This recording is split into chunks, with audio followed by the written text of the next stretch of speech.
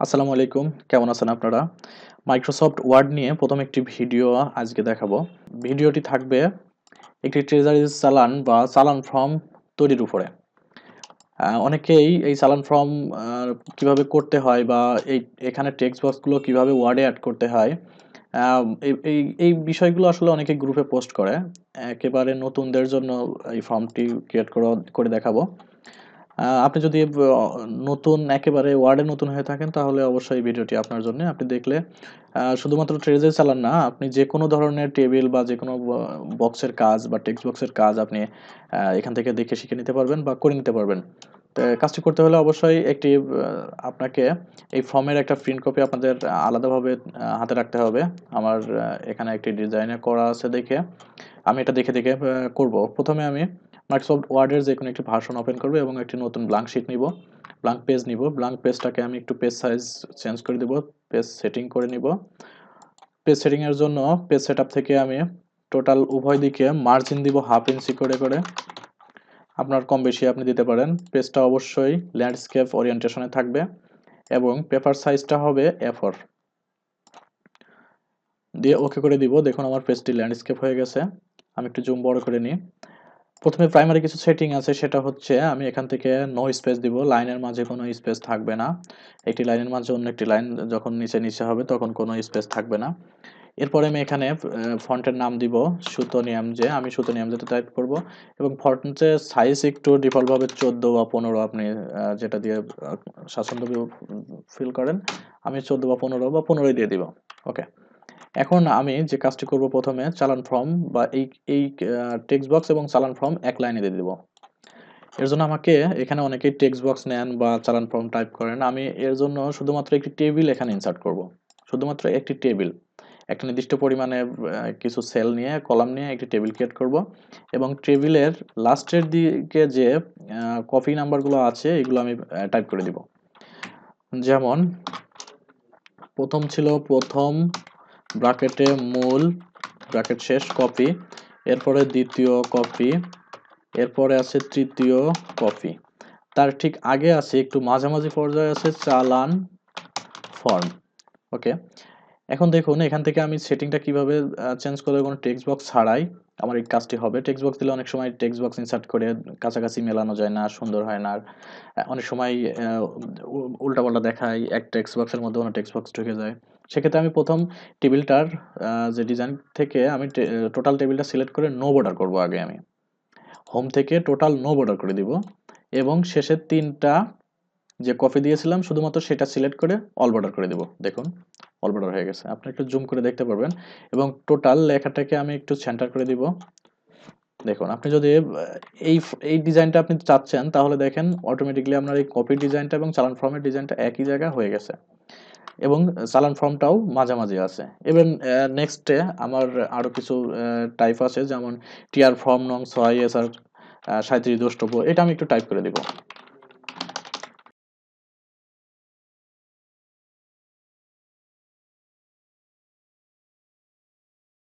Total লাইনটাকে আমি মিডলে এনে দেবো। আমি ১ম এ আগে যে টাইপগুলো আছে সেগুলো সেরে পরে যেগুলো সাজানোর গোছানোর কাজ সেগুলো করতে থাকবো। এরপর আছে দেখুন এই ২টা লাইন টাইপ করে নিব। চালান নং তারিখ, বাংলাদেশ ব্যাংক সোনালী ব্যাংকের, জেলা শাখায় জমা দেওয়ার চালান। এটা আমি টাইপ করে নিব চালান নং,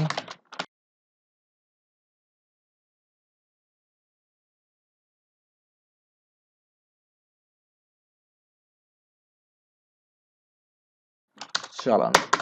ওকে। এরপরে দ্বিতীয় যে স্টেপটা আছে আমার এই টেক্সট বক্সগুলো এখানে এড করতে হবে। এটাও আমি টেবিল ইনসার্ট করে করব। এখানে আপনাকে ১ম এ দেখে নিতে হবে আমার কতগুলো বক্স থাকবে। আমার এখানে ব্লাঙ্কটাকেও আমার একটি করে বক্স ধরে নিতে হবে। যেমন ১, ২, ৩, ৪, ৫, ৬, ৭, ৮, ৯, ১০, ১১, ১২, ১৩, ১৪, ১৫, ১৬, এখানে একটা ১৭, কোড নং ১৮টা। ১৮টি টেবিলের কলাম আমাকে ধরতে হবে। এখান থেকে আমি টোটাল ১৮টি টাইপ করে এন্টার দিব। দেখুন এখানে অবশ্যই এসে গেছে। আমি এখানে যে টাইপগুলো আছে করে নিব। কোড নং একটি কলাম গ্যাপ দিয়ে আবার একটি কলাম থাকবে। এইভাবে আমি টোটাল সেটিংটা করে নিব। ১ম কলামটাকে একটু বড় করে দেব কোড নংটা যেন ধরে। আমি সম্পূর্ণ টেবিল সিলেক্ট করে আবারও নো বর্ডার করব। হোম থেকে নো বর্ডার এবং শেষ দিক থেকে 4টা আমাকে ধরতে হবে, খেয়াল করবেন এখান থেকে 4টা, 1 2 3 4টা ধরে আমি অল বর্ডার করব এবং আরো একটি গ্যাপ দিয়ে আবার এখান থেকে 1 2 3 4 আমি আবার অল বর্ডার করব। দেখুন 4টা একটি গ্যাপ দিয়ে, এটা গ্যাপ দিয়ে আমি এখান থেকে ধরবো 4টা হয়ে গেছে এবং শেষে একটি গ্যাপ দিয়ে এখান থেকে এই যে উপরে মাউসটা রাখলে যে অ্যারো বাটনটি দেখাবে, সিলেক্ট করলে আপনি এখান থেকে বর্ডার পেয়ে যাবেন। এখন আপনি এটাকে একটু সাজিয়ে নেবেন, সেটা হচ্ছে এই টোটাল টেবিলটাকে একটু ছোট করে দিবেন, পুরো পেজ হয়ে রয়েছে। এজন্য আপনাকে এখানে যে মার্জিন থাকবে সেই মার্জিনটি বা রুলারটি আপনাকে শো করে নিতে হবে ভিউ থেকে। যদি রুলার না থাকে তাহলে ভিউ থেকে রুলারে ক্লিক করলে আপনার রুলারটা উপরে এবং বামে দেখা যাবে। এখন এই টেবিলের যে কোনো একটি সেলে ক্লিক করে আপনি এই উপরে যে রুলার বারটা আছে সেখান থেকে ধরে একটু টেনে ছোট করে দিন। দেখুন টেক্সট বক্স নেওয়ার থেকে আমার মনে হয় এটা আরো সহজে এবং খুব দ্রুত এই কাজটি করা যাবে।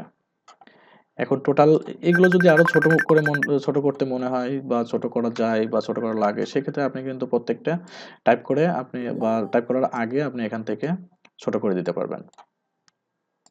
ওকে, এভাবে আপনি যদি চান এখান থেকে সরাসরি এটাকে ধরেও ছোট করে নিতে পারবেন। টোটাল টেবিলটাকে সিলেক্ট করে ছোট করে নিতে পারবেন, রিসাইজ হয়ে যাবে যতটুকু প্রয়োজন। এরপরে যে কাজটা রয়েছে সেটি হচ্ছে এই টোটাল যে টেবিলটা, এই টেবিলটা আমি ক্রিয়েট করব। এখানে প্রথমে আপনাকে ধরে নিতে হবে কতগুলা কলাম থাকবে। 1 2 3 4 5 6 7, টোটাল আমার 7টা কলাম থাকবে। উপরে মার্জ করা আছে বা এগুলো পরে দেখবো আমি। টোটাল আমার কলাম হবে 7টা, 1 2 3 4 5 6 7।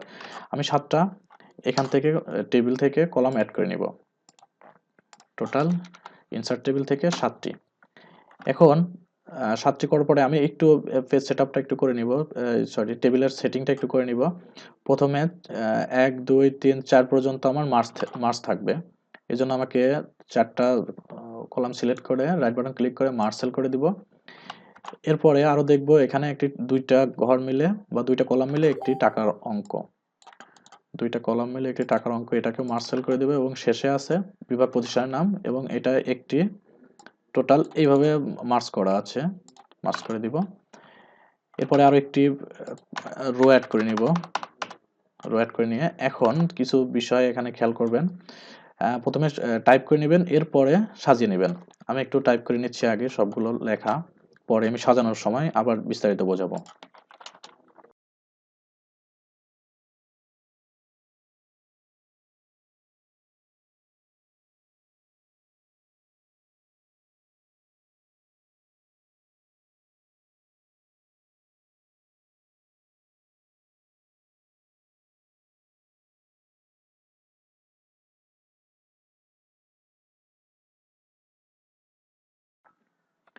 ওকে, আমার যে বিষয়টা লেখার বা হেডলাইনটা আমার লেখা হয়ে গেছে। এরপরে যে টেবিলের মাঝে একটি গ্যাপ এবং নিচের যে রোগুলো আছে এই রোগুলো আমি করব। এর জন্য আমাকে একটু রিসাইজ করে নেবেন সবগুলো টেবিলের। দেখুন এখানে আমি যে টেবিলের মাঝে মাউস ক্লিক করে উপর থেকে যে রুলারটা আছে, রুলারটা ধরে আমি একটু ছোট বড় করে দেব, তাহলে অন্য কোনো কলাম চেঞ্জ হবে না। যে কলামে শুধু আমি চেঞ্জ করতে চাবো সেই কলামটাই চেঞ্জ হয়ে যাবে। দেখুন রুলার থেকে আমি সবগুলোর বিষয়টা চেঞ্জ করে দিতে পারতেছি। ওকে, এখন নিচের যে এই গ্যাপটা আপনারা অনেকভাবে দিতে পারেন। অনেকগুলো রো অ্যাড করে সেগুলো মার্সেল করতে পারবেন, কিন্তু এটা একটু সময় বেশি লাগবে। এই জন্য আমি পয়সার যে কলামটা আছে এই কলামের কিছু এন্টার প্রেস করব, তাহলে একটু গ্যাপ হয়ে যাবে। আমি কিছু রো অ্যাড করে নিব, শেষ কলামে মাউস রেখে ট্যাব দিলে কিছু পরের রোতে অ্যাড হয়ে যাবে। এরপরে যে একটি বিষয় আছে সেটা হচ্ছে এখানে যে মোট টাকাটা দেওয়া আছে মুদ্রা নোটের বিবরণের নিচে, এখানে আমি একটি মোট টাকা লিখে দিব এবং তার আগ পর্যন্ত দেখুন এখানে সবগুলো মার্জ করা আছে। আমি একটু মার্জ সেল করে দিব।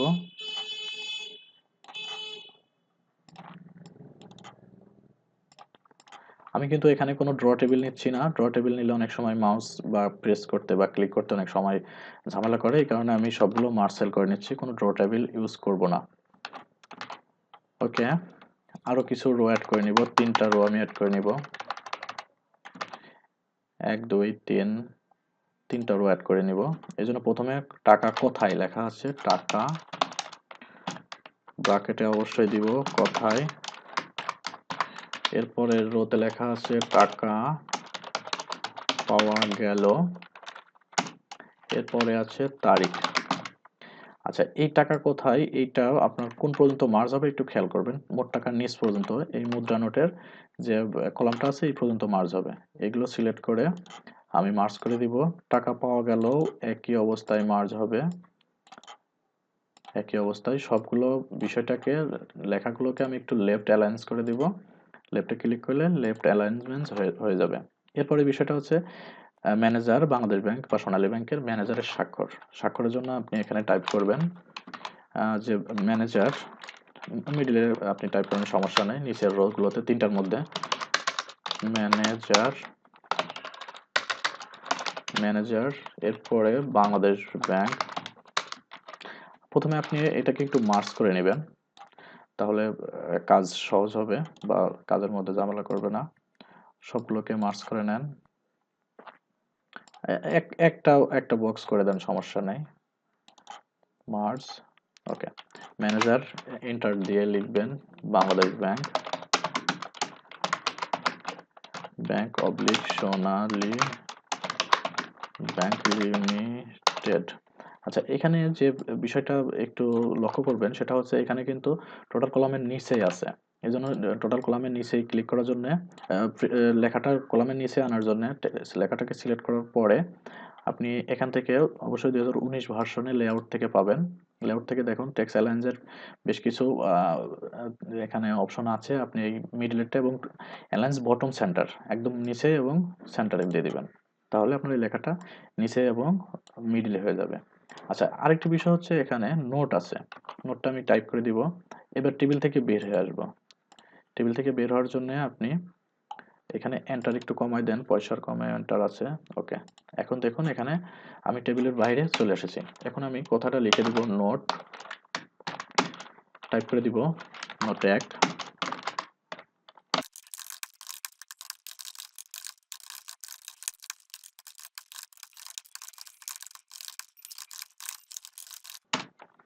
ওকে, আমার এটি 2 পেজে হয়ে গেছে। আমি একটু এখানে স্পেস কমাই দিব, তাহলে প্রথম পেজে চলে আসবে। আচ্ছা, এখানে বেশ কিছু বিষয় খেয়াল করবেন। এখানে আমার এই 2টা সেলটাকে মার্জ সেল না করার কারণে আমার লেখাটা উপরে চলে গেছে। আমি 2টা সিলেক্ট করে মার্জ সেল করে দিব। মার্জ সেল না হওয়ার কারণ হচ্ছে এখানে টোটাল টেবিলটা 1 সমান করে দিব। মার্জ সেল করে দিলাম, দেখুন অনেক স্পেস বেড়ে গেছে। আপনি এখানে আরো কিছু এন্টার দিয়ে স্পেস বাড়িয়ে দিবেন। তো মোটামুটি আরো কিছু সেটিং আছে, যেমন এই টেক্সটগুলো প্রথমে এবং মিডিলে, এবং এই টেক্সটগুলো টোটাল কলামের মাঝামাঝি বা রো এর মাঝামাঝি করতে হলে টোটাল আপনাকে টেক্সটগুলো সিলেক্ট করতে হবে। এখান থেকে টোটাল উপর পর্যন্ত সিলেক্ট করবেন এবং সিলেক্ট করে লেআউট থেকে এই মিডিলটা অ্যালাইন সেন্টার, উভয় দিকে সেন্টার হবে, নিচ থেকে এবং ডান দিক থেকে বাম দিক থেকে সেন্টার হবে।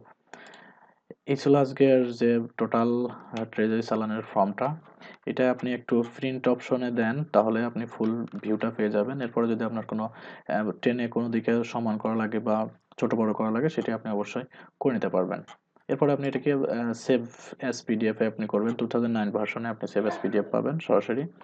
আপনি এখান থেকে সেভ করে নিতে পারবেন অথবা প্রিন্ট করে নিতে পারবেন। তাহলে দেখুন আমি কোনো টেক্সট বক্স অ্যাড বা কোনো ড্র টেবিল অ্যাড না করে কিভাবে একটি টোটাল ট্রেজারি চালান সম্পূর্ণ করলাম।